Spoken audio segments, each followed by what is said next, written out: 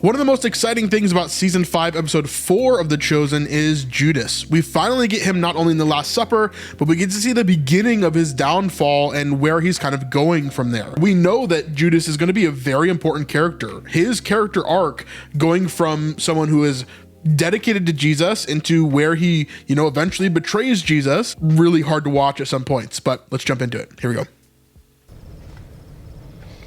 Peter is right. We move on to the bitter herbs. A reminder of the bitterness of slavery. Salt water, a reminder of the tears of our people.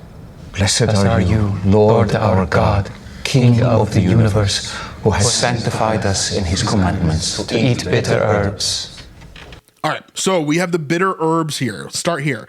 So within the Passover seder, within the Passover feast, the bitter herbs are very important to understanding where they came from, right? All of these things within the Passover feast are elements that remind them of specific things within the Exodus, okay? Within the time that they were in Egypt into the time when they escaped Egypt and they were able to go through the Exodus.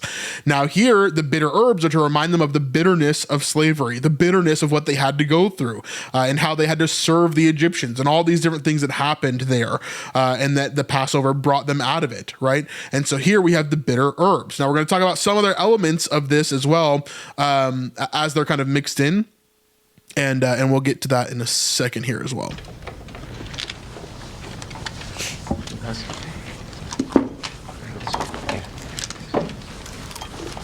Lord, who is it?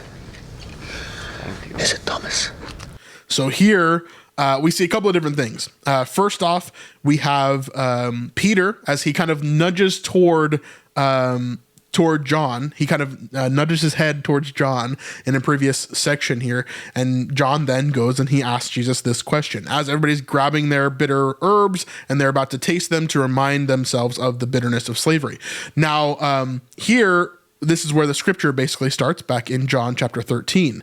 So we started this again, remember over in John chapter 17 is really where we started this. Then we've gone back to 16, 15, 14, and now 13. And so we're talking about this here. One of his disciples whom Jesus loved, which we know in the book of John references himself as the one whom Jesus loved, was reclining at a table at Jesus' side. So Simon Peter motioned him to ask Jesus of whom he was speaking. So earlier on in this section, we see that truly, truly, I say to you, one of you will betray me.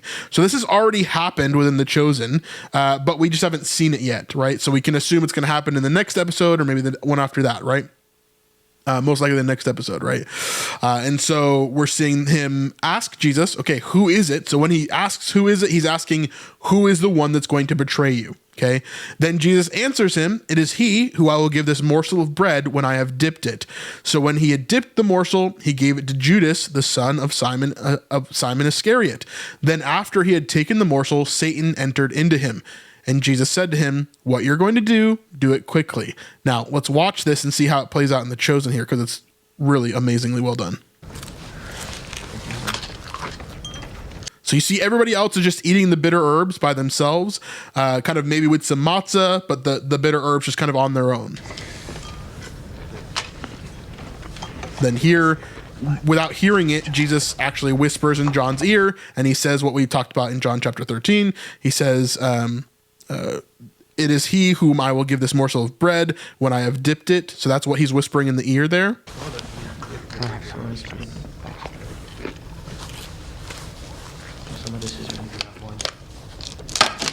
And then here, Jesus breaks off a piece of matzah bread here. It's unleavened bread, right? Because they didn't have time to let the bread rise as they're leaving Egypt. Then he grabs some herbs. I can't tell if this is like mint or if this is the bitter herbs that they're eating. It looked like the other bowl was the bitter herbs, but I can't tell 100%. And then here he's dipping into this, which is an amalgamation of sweet things, essentially. So I believe there's like honey and apple and some other fruits and different things that are in this. And so this is just something to dip the matzah bread in, essentially, and to eat it. And so he's getting this ready. He dips it in the concoction there, and then he hands this over to Judas. Been looking forward to this. Big deal. And Judas is like, huh? Like, why are you giving me this?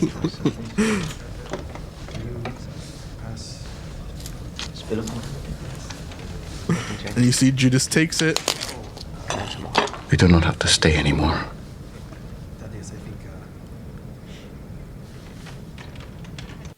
I love this too. I want to rewind a little bit. I love this little look that John gives here. So he dips it. And we see him hand it to Judas. I love that look right there. He's like, oh my gosh, oh my gosh. And then Peter's like, what? What's going on?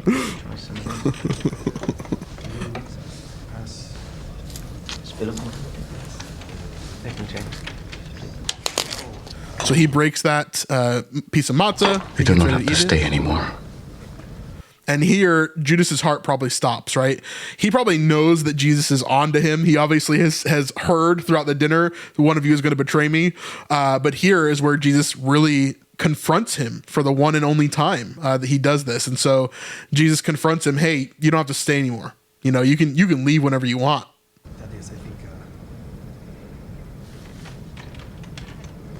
Judas. And he looks over and he's like, okay, yeah, he's serious. He's talking to me. I love Luke's, the tears that he has in his eyes throughout this entire scene. It's not like he's sad. It's like he's been caught doing something wrong. Cause he's not like crying. Right. But yeah, man, he does so well in this scene here. Like it's almost a mix between like anger and like been caught in something and he's sad a little bit too. Like there's an amalgamation of emotions that are going on here. He has you now. I love that line. I think it's such a good line. He has you now, because right as he was given the morsel and he eats it, that is when the devil enters into him. Now, what does this mean that Satan enters into him? A lot of people, we don't really know. And within The Chosen, I think they did a really good job of keeping it as vague as possible while still keeping it in there. We don't know that he was like possessed by the devil. We don't know if this is like a metaphorical way of saying like, he had then his choice was solidified and he decided to go against Jesus. We don't really know what it means that the devil entered into him. We only have our best guesses as to what that means.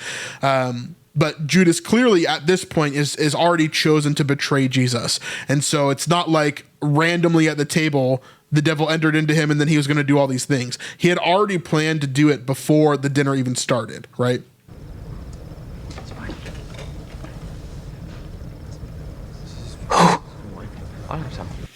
He's like, who has me? He's probably expecting Jesus to say like Caiaphas or something else.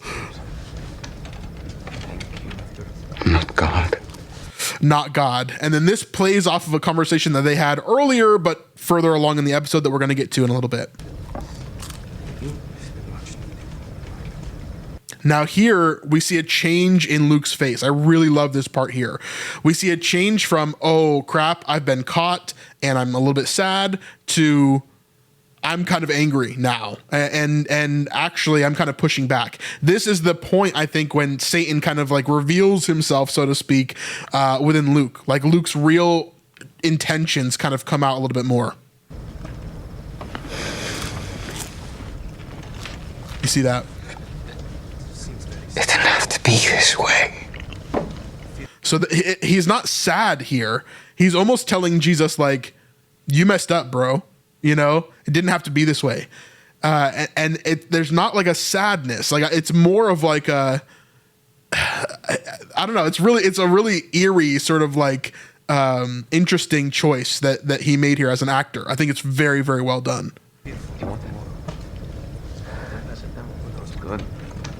But you can still stop things from ending badly. And that's like Luke's last cry for like, please do things my way, please. What you are going to do, do it quickly.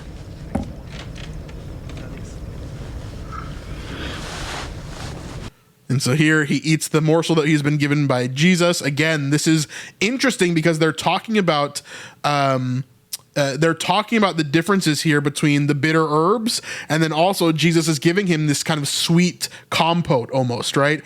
And so here he's giving them to Judas. I wonder if he's eating both of them at the same time, because for him, this is like a bittersweet thing, right? He thinks that he's forcing Jesus into becoming the Messiah that he wants him to be, but at the same time, he knows that what he's doing is wrong, right? Almost like Romans 1. Romans 1 is like my favorite chapter ever, right?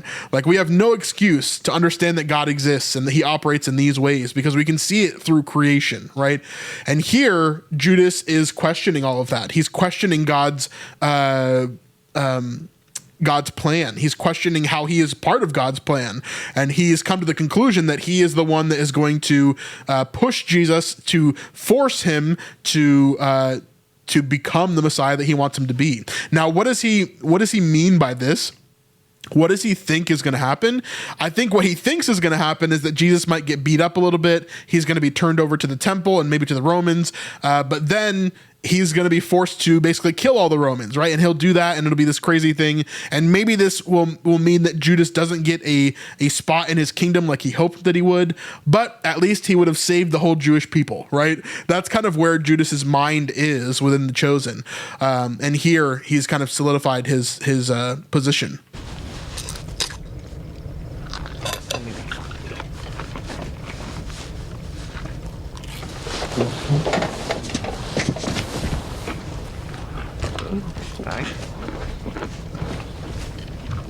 And so he gets up. John is really the only one that focuses on him leaving. He comes down from the upper room.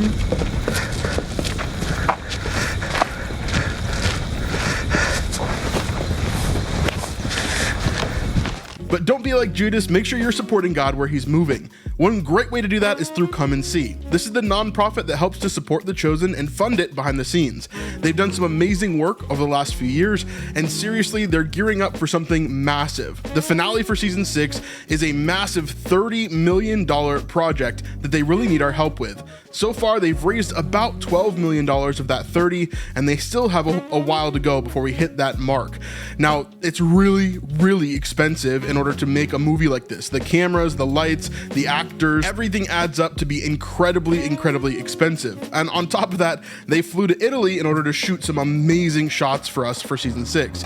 The movie is going to be absolutely amazing, and we could really use your help. So go ahead and scan this QR code or tap that link in the description down below, and that'll bring you directly to Come and See to donate. Remember that less than 5% of people ever give to Come and See, so they could really use your help. And if that's you, if you've never given before, it would be so cool to have you as part of the family of Come and See, and I'm sure they would really, really appreciate it. Whatever you can do, $5, $10, $1,000, $1 million, whatever that looks like, they could really use your help. Let's make season 6 happen. Let's make season 7 happen, because The Chosen has impacted all of us, as I'm sure you would agree. So let's get back to the video. And he goes off to do what he must do.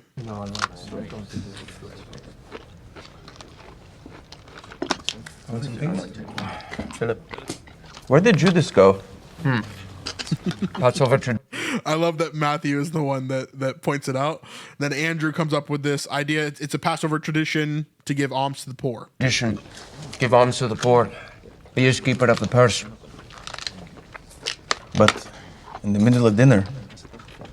Maybe he forgot. Maybe to get more food too. It'll run out quick. Probably because you're eating too fast. I'm starving. Honestly, it's ironic to call Passover a feast. It's ironic to call Passover a feast because there's not that much food. He doesn't have like a full course meal, right? It's kind of scattered all over the place. My friends, I am with you just a little while longer.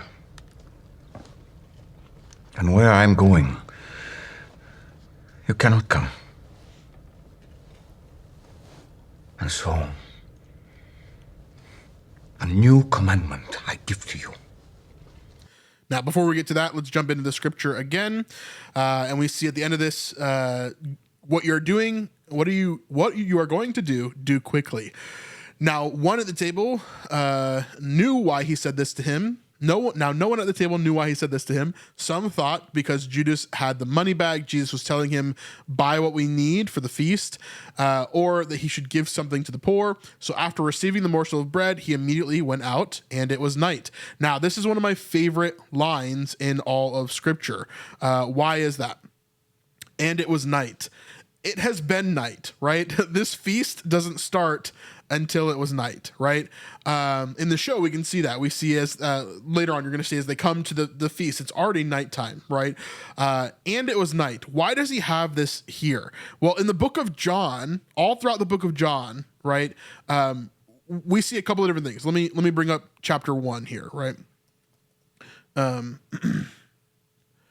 So John chapter 1 says, in the beginning was the Word, and the Word was with God, and the Word was God. He was in the beginning with God. All things were made through him, and without him was not anything made that was made. In him was life, and the life was the light of men. The light shines in the darkness, and the darkness has not overcome it. And then there's a man sent from God, talks about John here. But this section here, the life was the light of men. In this is a theme that goes all throughout the book of John. Okay, so it starts with Jesus is the light, okay, because it's talking about Jesus here. The Word was God. The Word was in the beginning. Not anything was made in the world that was not made through him, right? And so we have the light, which is Jesus. And because the light is here on earth, he calls this time during when Jesus is when he's on earth, he calls it day, okay? There's a lot of references to this in the New Testament, in the Gospels, even in some of Paul's writings later on. There's a lot of references to it being day whenever Jesus is on earth or when God is doing something specifically, and then night whenever bad things are happening or when Jesus is gone specifically.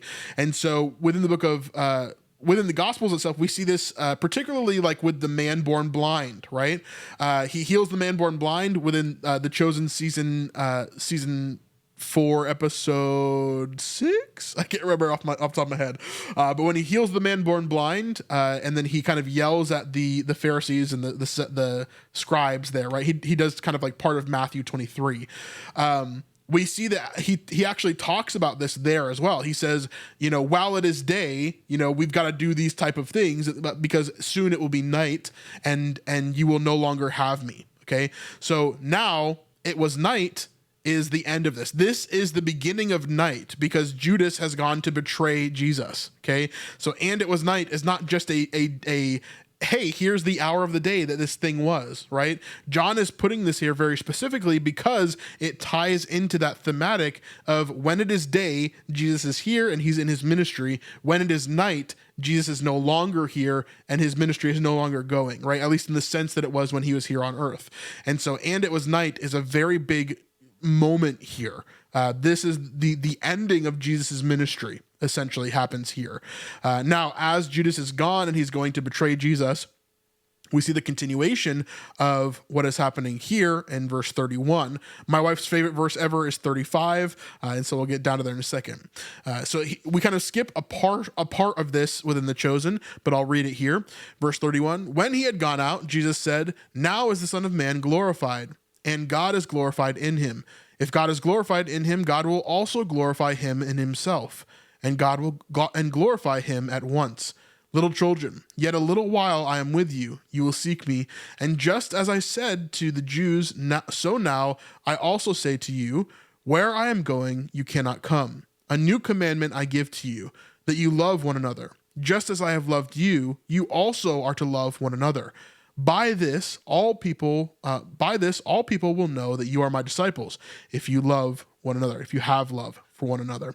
This is a very important verse as well. How will people know that you're my disciples? Well, it's how you act around each other. How do you treat each other? Do you yell at each other? Do you scream at each other? Do you argue with each other constantly, right? These are not traits that someone that is a follower of Christ should have, right? We should have kindness and goodness and gentleness and self-control, all the fruits of the Spirit, right? And so that's kind of what he's saying here. This new command is to let your life be ruled by love and in turn be ruled by God because God is love, right? And so love comes first. God comes first. And that love that we have for one another is incredibly, incredibly important. This is also an important time to say this for Jesus because he's about to be gone, right? They need to have love, not just for Jesus, but also for one another, because they're going to have to rely on each other for them to kind of go out and to do all these things, right? Which is really, really interesting. Yeah, season 4, episode 3, right before Rayma's episode there. Yeah, appreciate that. That's where the man is born blind healed. That you love one another, just as I have loved you. You also are to love one another. By this, all people will know that you are my disciples, if you have love for one another.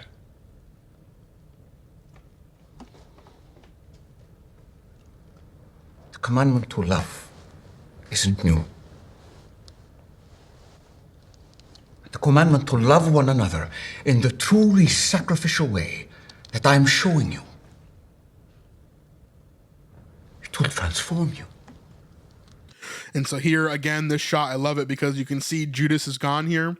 And it was night, right? The betrayal is currently happening. That's what this shot reminds me of all the time. Whenever they showed it in the last several episodes, all the way through episode 4 here, it's reminding us, hey, just so you know, Judas is not here. Things are moving behind the scenes. You have to remember this. And others. Lord, where exactly are you going? And that is where the last one ended there. Now, as we move forward, we're going to head over to another section here. First off, a section between Peter and Judas. This, again, is before all the stuff in the Last Supper, of course. But we're going to see kind of how they're responding. And this, remember, is right after Jesus finished up Matthew 23, where he is hyper-focused on yelling at the scribes and the Sadducees and the Pharisees and the Herodians, and kind of, showing them, hey, this is who I am, and this is who you are. You are making everybody around you just as much a child of hell as yourself, right? How will you escape being condemned to hell? And so right after this is where we're seeing this picked up. Remember, Jesus was on the Mount of Olives, and then he sends the 4 apostles back home, and that's what we're seeing right now. The apostles are coming back home, and now Judas is here as he wants to speak to Peter.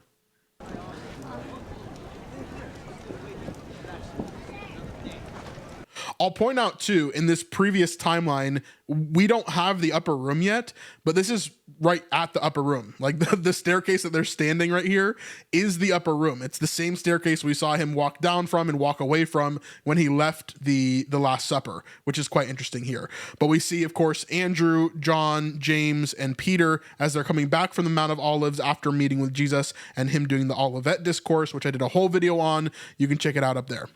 Peter! Did he say anything more? Shalom to you too, Judas. He needs to explain his speech. He's never going to unify the people if he sounds like he's validating Rome's authority. I didn't hear. So what he's talking about here is he's never going to gather the people together if he's like not going to basically denounce Rome. So he's talking about the taxation question that was asked by Yanni previously in the previous episode, where Jesus said, pay to Caesar what is Caesar's, give to God what is God's, which he's talking about your whole entire body, right? Again, we did a whole video on that. Hear any validation? Legitimize their taxation by saying it's funding roads and protection. What is your point? They are the foreign invaders. Yeah, the latest in a succession of many. The Babylonians, the Persians, the Macedonians. Yeah, there's a lot of people that invaded Israel and had basically held it captive, right?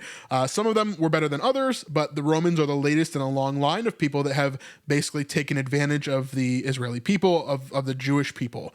And so we're seeing a lot of that here as well. Peter has a little bit better of a vision here of what Jesus is doing, and he trusts Jesus a bit more, whereas Judas does not. He does not trust. Messiah.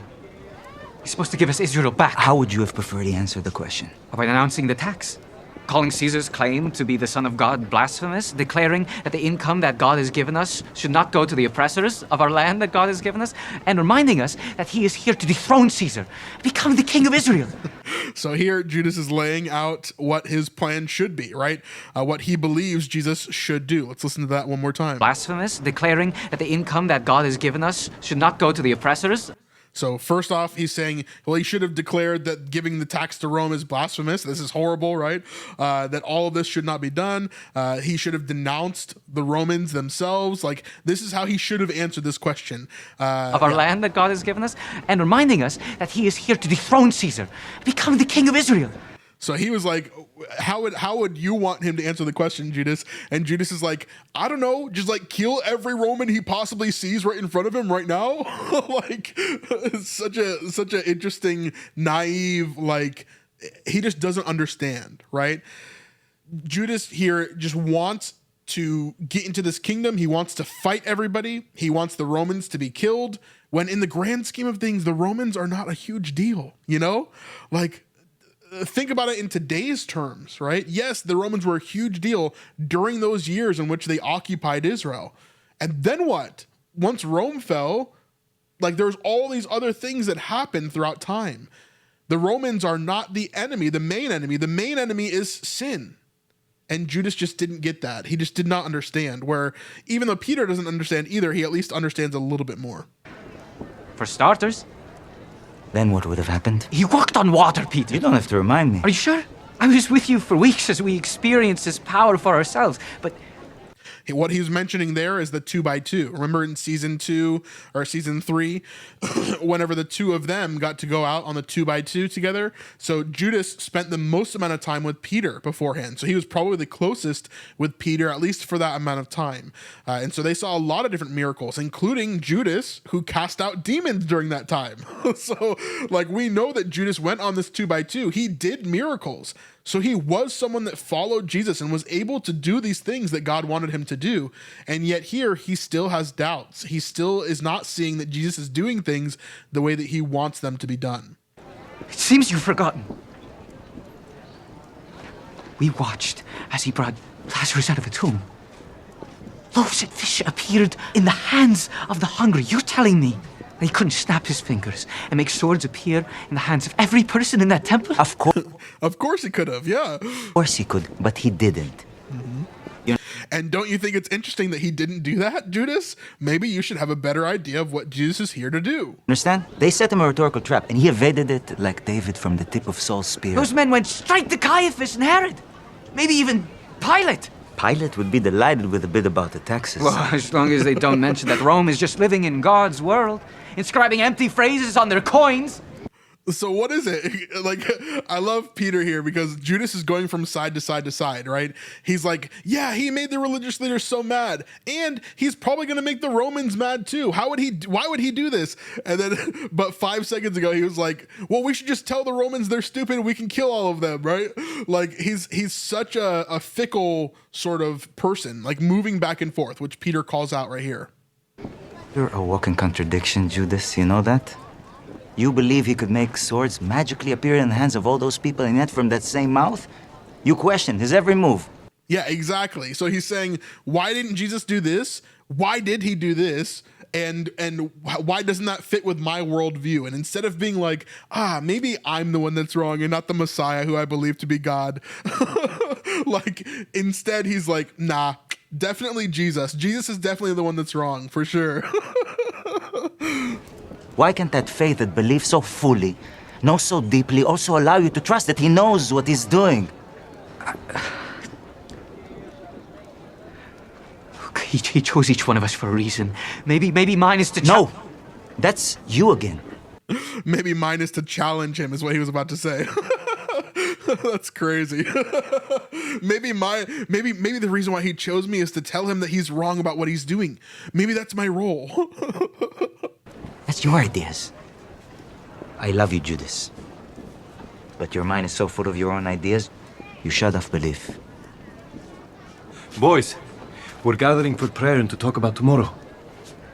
All right, we'll go to our next scene here with Judas, and this is the big one. This is one of my favorite scenes in the entire episode, maybe the entire season so far, maybe the entire series. But like I said, if they hadn't done this correctly, I think we would have had a lot of problems within The Chosen. I think there would have been a lot of things that would need to have been propped up a little bit if they hadn't done Judas well. But I can very confidently say Judas was very well done within this season, and particularly this episode.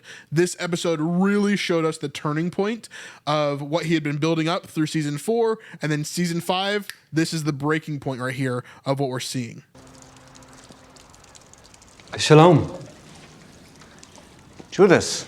I hope I'm not interrupting anything. Is this a bad time? I didn't know you were here, but I've been hoping to speak to you. John has kept my secret. Would you like to sit?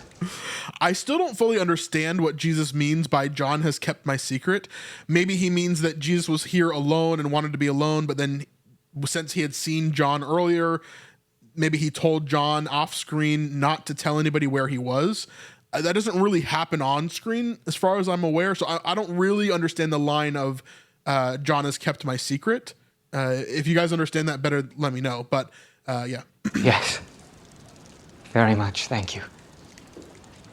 Please.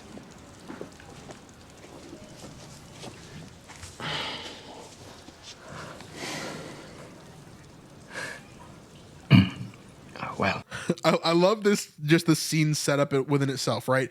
They're inside Phoebe's home, of course, surrounded by pagan idols and different things. And then they sit at this table. It's like a business meeting, right? Which Judas, of course, wants. And I think it's very intentionally set up that way, right? It's like, it's this meeting of the minds between Judas and Jesus here. And they're trying to work out what is going on with them. so we've arrived at the critical moment. There have been so many. All of Israel has gathered in one place, ready to crown you king.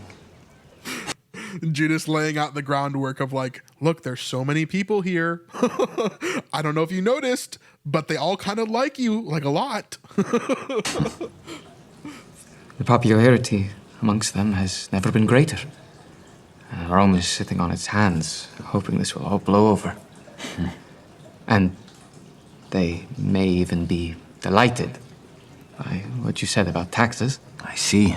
But it's going to be easy for your adversaries in the temple to weaponize what you said about the taxes and spread ill will amongst the people like a disease, and everything will deteriorate rapidly. So you can see here, there's obviously a passion in Judas that he's holding back, right? He's trying to come to Jesus as honest as he can, but at the same time, he is holding back a lot of his probably true thoughts or true kind of emotions. Like he doesn't want to come in too overbearing to the conversation because again, he's seeing this as a business dialogue. He's saying, okay, here are all the things that are factual and what's going on here. Why aren't you doing this, this, and this, right? We could be doing this, this, and this, and it would make everything so much better. It'd make it so much easier, etc., right? But yeah, that's not how Jesus is going to operate, right? He doesn't take orders from Judas, and if he's not doing something, there's a reason for it overall. Someone in chat mentioned something that's quite interesting as well. Yeah, this is the same type of shooting style, similar to the Nick at Night Nico scene, the Nicodemus scene back in season 1, episode 7. And while that is true, they don't have like the rotating. It would have been so cool to have the same exact sort of setup here with the rotating camera kind of going 360 around them. Would have been quite interesting because that shot is really interesting from season 1. However, here the blocking is similar, but Jesus is on the other side of the table, right? So maybe that's some sort of underlying meaning here where people are coming to the table. They're trying to find Jesus. They're trying to get on the same side as Jesus. One of them is success, which is Nicodemus. One of them is not so much a success, which is Judas here. So that's quite interesting. I wonder if they did that on purpose. The window of opportunity is closing, even as we speak. Sounds like you have some ideas. You called each of us for a reason. I've been... I just love the underlying assumption of like, Jesus doesn't know what he's doing, right? The underlying assumption of like, hey, I don't know if you know this, but, if you haven't realized, the opportunity is closing. You know, like you might want to act now because like I know you don't know this, but you only have a limited amount of time. You know, like it's such a funny thing to me. Successful businessman in the past, and I have experience with human persuasion. So I can tell when a deal is on the verge of closing or losing big. Yeah, you have a lot of experience with human persuasion, maybe not as much with divine persuasion. It is a knife's edge.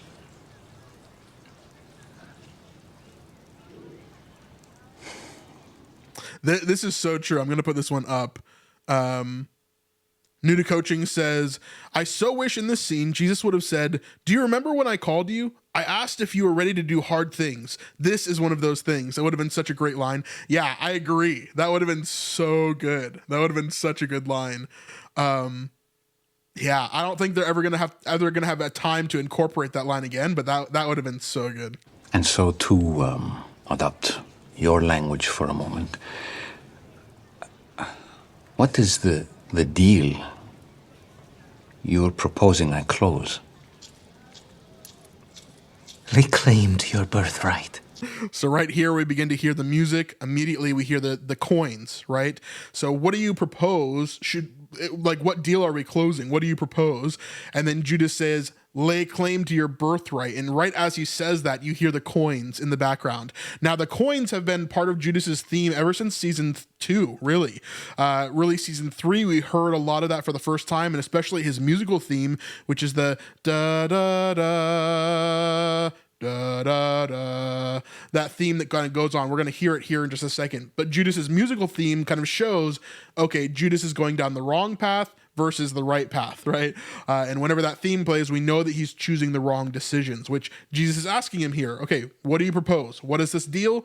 Well, I have one idea. Maybe you kill everybody and you sit on your throne rightfully, right? In front of everybody.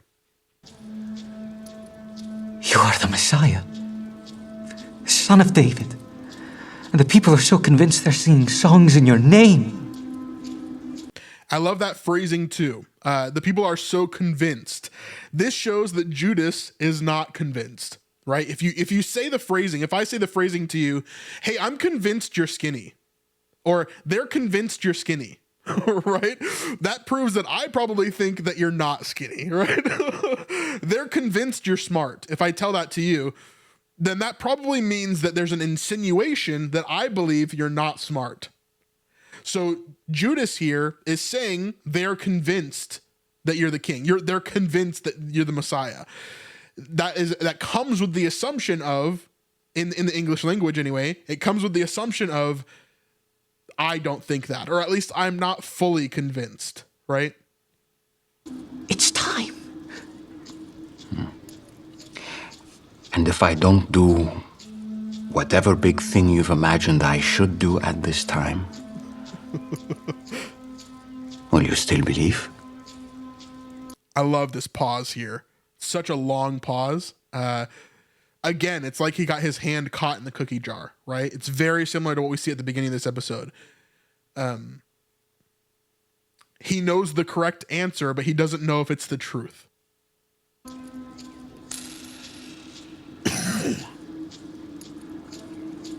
And you can see him here fighting with himself.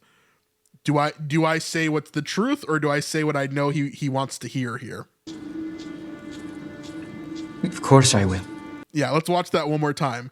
You can just see it on his face, the journey that he goes through within this small moment, right? It's like 5-6 seconds of silence, right?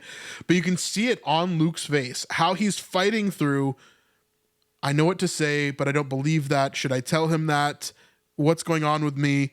And then he kind of shakes his head. He shakes it off. And then he says, of course I will, right? When you have to fight yourself that hard, you know that the answer is not fully true.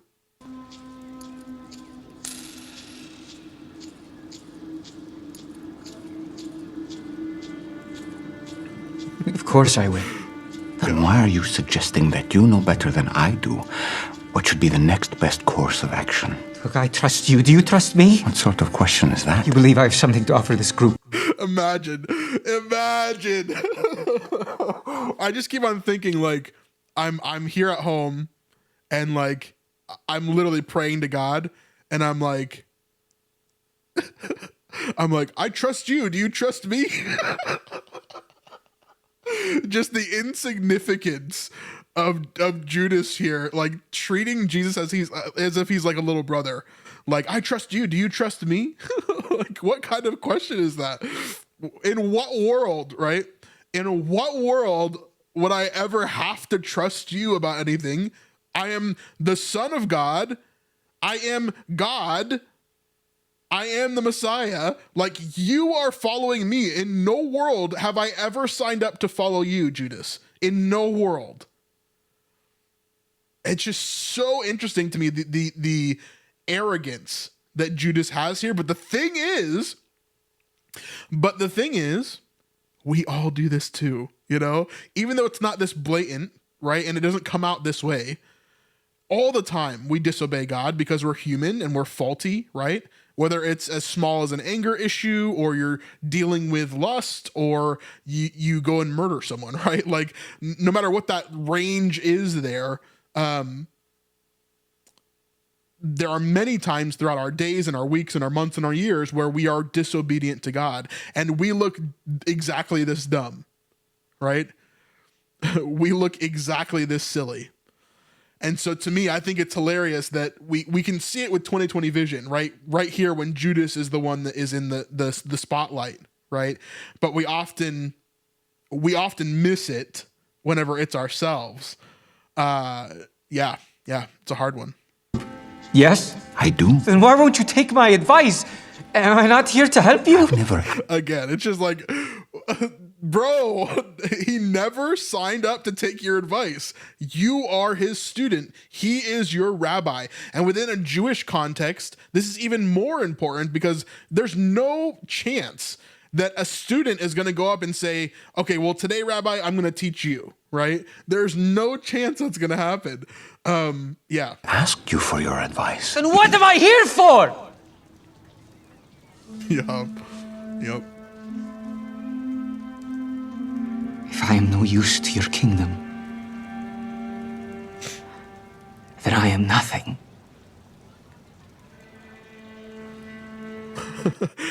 That's an interesting question. Let's break that down too. If I am no use to your kingdom, then I am nothing.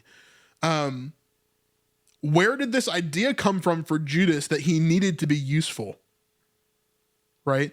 Where did this idea come from Judas that he needed to have a job that needs to be done and he's the only one that can do it? This is not how God operates, right? How God operates is that he is and he creates and we exist, right? The only thing that we have to do is choose to believe, specifically in the Son, right? He says, I am the way, the truth, and the life. And so we follow him, we choose to believe, and that's all he's asked us to do. So whether that means that I live my entire life on a private island with food being brought to me and I don't have to work another day in my life, or I'm homeless on the streets of New York, no matter where you are in that range, God has never asked you to be important or useful. He's just asked you to be. And no matter what he decides to do with you, the Bible talks about it this way. The Bible says that God basically has the decision to make between what he does with a vessel, right? Whether he loves the vessel or he does something else with it, right? We are just a vessel. All we have to do is to exist and believe that Jesus Christ is Lord, and that's it. And so Judas here, I think, has a wrong idea of where he fits into that timeline, right? Where he fits in that the hierarchy of God, right? And the truth is, we don't fit anywhere. The only place we fit is just being here. And so God has not asked you to do anything that you're doing here, Judas. And I think similarly to us, we kind of fall into this as well. If we feel a sense of unimportance, or we feel a sense of like, oh, I really want to I want to be the next Elon Musk, right? Or I want to invent this thing, or I want to have this business, or I want to do this. God generally does not give people the positions like that if they're not made for those positions. And if you were not made for that position, he's not going to put you there, because then that would mean that you're going to screw it all up, right? And you're not made for that. It's going to hurt you. It's going to hurt the people around you. It's going to hurt the people that you employ. It's going to hurt everything that you do in that thing, right? Whatever that is. Imagine whatever you want. And so here, Judas just needs to be. He just needs to listen. He just needs to obey. And that's why me and Vanessa say all the time. We always say following Jesus is better, but it's not easy, right? Obedience is better, but it's not easy. And that is because we often do things that we don't want to do. We often are asked to do things, or are put into a place where we're tasked by God to do things that we don't want to do, or not do things that we want to do, which is the problem with Judas here. But yeah, such a good scene here. It's amazing. You have a choice to make, Judas. I'm listening. Who you belong to. Who has your heart. And here we come back to the very beginning of the episode. Remember, he said, he has you now. This is what he's referencing when he says that. I want it. And I've had it before. You followed me willingly. I want to continue. I love the language used here as well. I want your heart. I had it before. You followed me willingly. All of those things are past tense, showing us that currently Judas is not following Jesus. But then Judas, he goes to, I want to continue to. So he sees in his mind that he is following Jesus currently, but Jesus is telling him, you are no longer following me, just within the language there of what's being said. Nothing more than I want than that.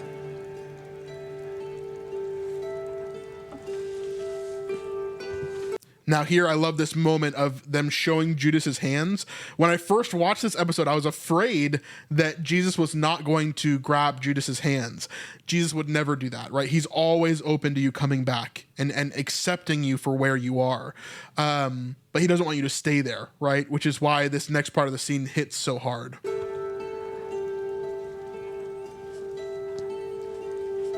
So he's there for Judas. He wants him to succeed. He wants him not to do what he's about to do, because guess what? If he chose not to betray Jesus, what would happen? We'll talk about it in a second. Then I will pray for you.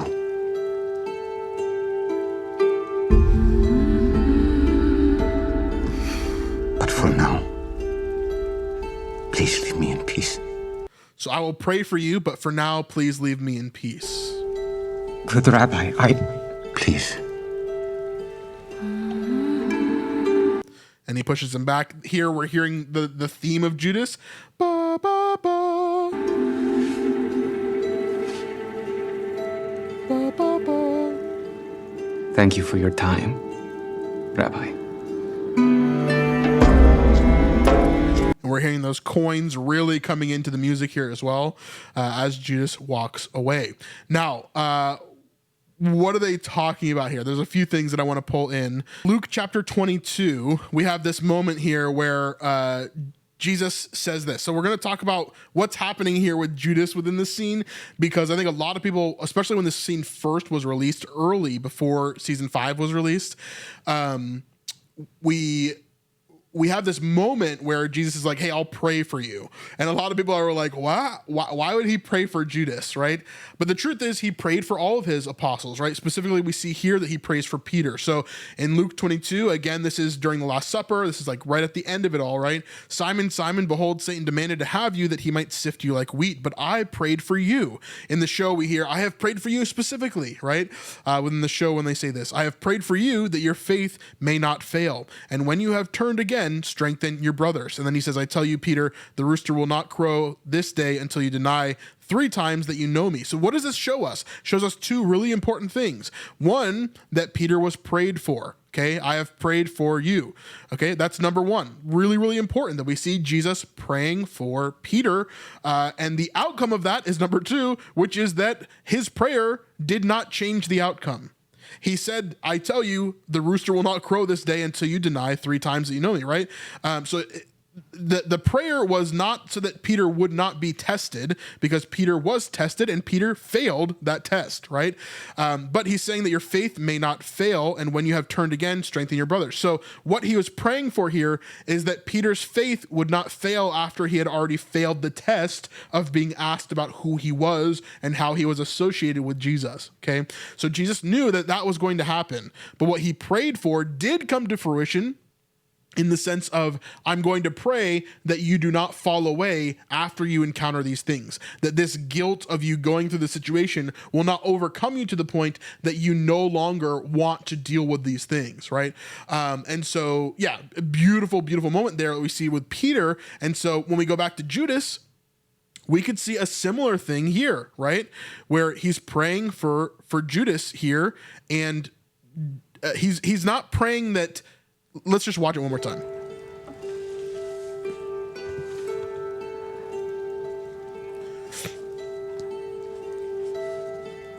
Then I will pray for you. Now, he's not clear on what he's praying for him for here.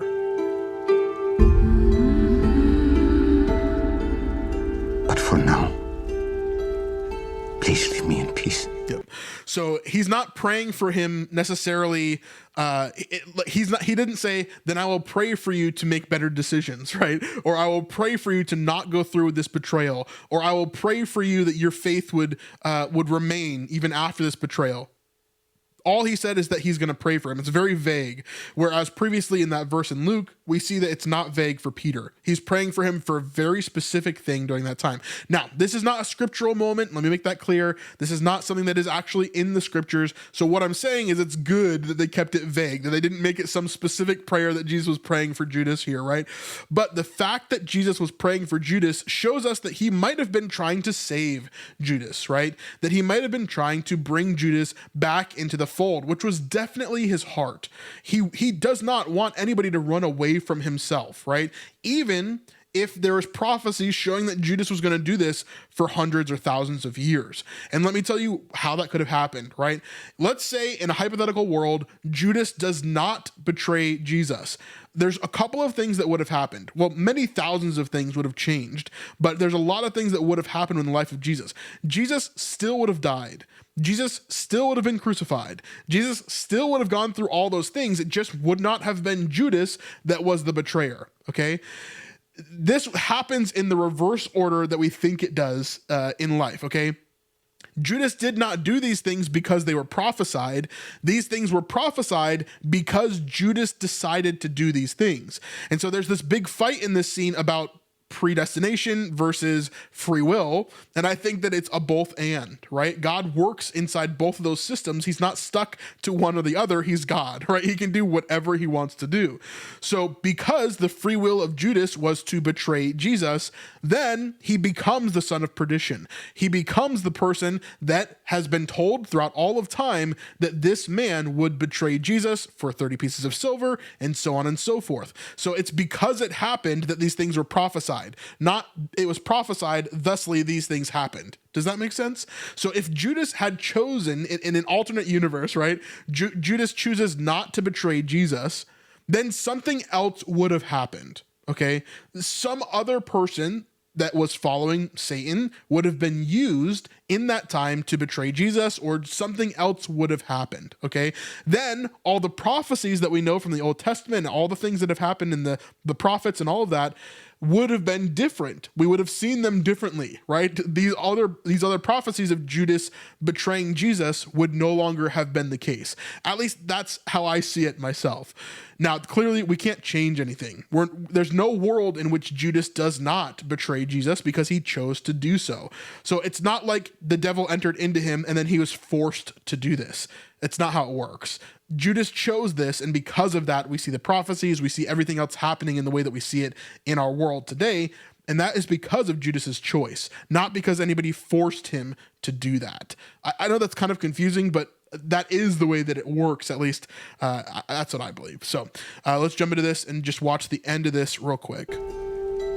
Good Rabbi, Please.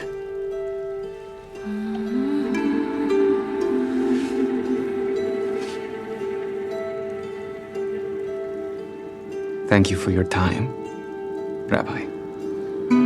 Yep. And then we see him go off. I'm going to pause the music there just to make sure that we're not getting copyright strikes or anything like that. Yeah, really hard moment. You see Jesus here as he looks over, he sees Judas head out, and then he has a moment to himself where he kind of breaks down here. Now he knows what's coming, clearly, right? He knows what is coming in the future. He's looking toward the crucifixion. He's looking toward the betrayal of Judas and what that leads to. But he's also thinking about not just himself in this moment, but also what is the end for Judas. Judas's end is death. And it's not an everlasting life kind of death, at least as far as we know, right? We don't really know if Judas was saved or not, but by his fruit, definitely doesn't seem like it, right?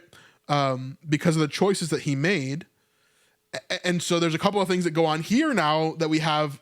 That vision is like Jesus is looking at this and he's looking at not only crucifixion and what's going to be happening with the betrayal, but he's also looking at the death of Judas in front of him and how in just a few days he will be gone, and what that looks like for Judas's life as well, right? Possibly the prayer that Jesus is talking about within this scene could be, hey, I pray that your faith will be strong after you make this mistake, similarly to Peter, right? But it doesn't happen that way. It just doesn't. The opposite of Peter, right? If they're two sides of the same coin, we see Peter make this massive mistake by denying Christ 3 times, but then he's able to recover and he's able to regain his faith and become a leader in the church. Judas makes a huge mistake and he betrays Jesus. Then he has the choice to come back to God. Even at that point, right? Even at that point, he has the choice to come back to God, but he doesn't. He chooses not to. And so in his guilt and his shame, he decides to succumb to that rather than to try to find forgiveness, which would have been difficult, extremely difficult, but imagine the testimony that would have brought, right? Imagine what that could have looked like. The despair here for Jesus is, this is probably one of Jonathan's best kind of sad moments here that we've ever seen.